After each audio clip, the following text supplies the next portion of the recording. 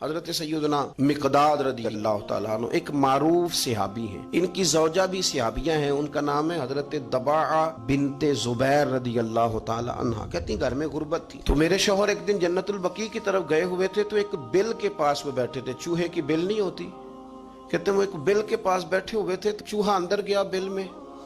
اور جب واپس آیا تو ایک دینار لے کے آ گیا، پھر اندر گیا، یعنی ان لوگوں کو بلوں سے دینار ملتے تھے، ہمارے سارے پیسے ویسے بلوں میں چلے جاتے ہیں۔ اندر گیا اور ایک دینار لے کے آ گیا، پھر گیا تو پھر ایک دینار لے کے آ گیا، کہتے ہیں وہ 70 دفعہ گیا چوہا اندر۔ اللہ قرآن میں فرماتے ہیں تو مجھ پہ بھروسہ کر، وَيَرْزُقْهُ مِنْ حَيْثُ لَا يَحْتَسِبُ، وہاں سے روزی دوں گا کہ تو نے کبھی سوچا بھی نہیں ہوگا،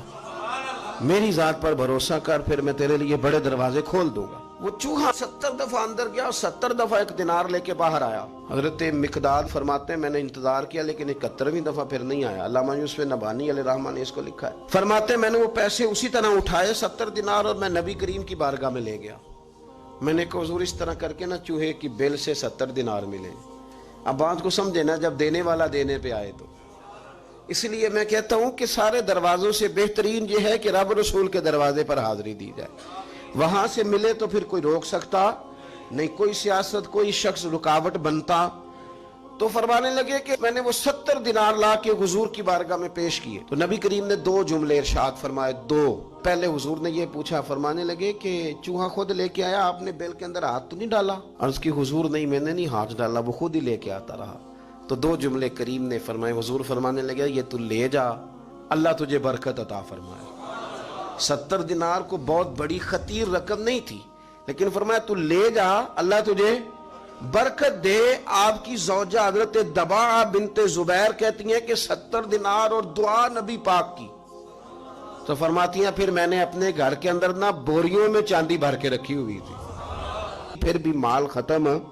نہیں ہوتا تھا۔ تو دعا کی اہمیت کا انکار لوگ کس طرح کرتے ہیں؟ یہ بھائی ہوتا ہے، لوگ کہتے ہیں، آپ کہتے ہیں ہمارے پیچھے دعائیں ہیں، تو میں کہتا ہوں بالکل دعائیں پیچھے ہیں، جس کے پیچھے دعائیں ہوتی ہیں نا،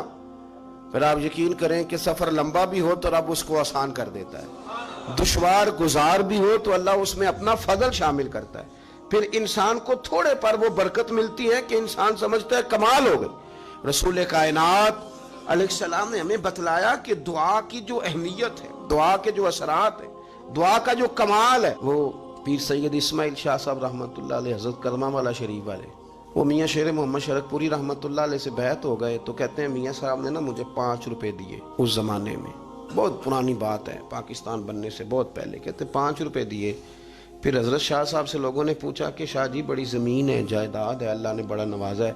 تو وہ پنجابی بولتے تھے، کہنے لگے مینوں نہ پیراں 5 روپے دیتے نے، میرے کو ساری عمر ہو گئی مکے ہی نہیں۔ یہ برکت ہوتی ہے، اور کثرت سے کام نہیں چلتا، کام برکت سے چلتا ہے۔ پیسہ زیادہ ہو برکت والا نہ ہو تو وہ مشکلات میں اور رکاوٹوں میں لے آتا، تھوڑا ہو برکت والا، وہ ختم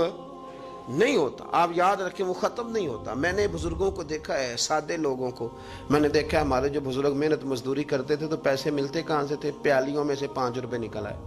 کسی گلاس میں سے نکل آئے، تو یہ سارے برکت والے پیسے ہوتے تھے۔ تو ہماری مائیں، ہماری نانیاں دادیاں جو کمیٹیاں ڈالتی تھیں تو وہ بھلا کیسے ڈالتی تھیں؟ وہ سبزی سے 5 روپے بچاتی تھیں، وہ 10 روپے گھی سے بچتے تھے تو اس کی کمیٹی ڈلتی تھی، پھر ان سے بیٹیوں کے بیاہ ہوتے تھے،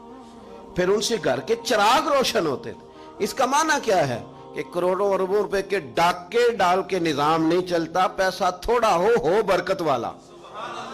اس سے کام چلتا ہے، اس سے خیر ہوتی ہے، اس سے فضل ہوتا ہے، اس سے عطا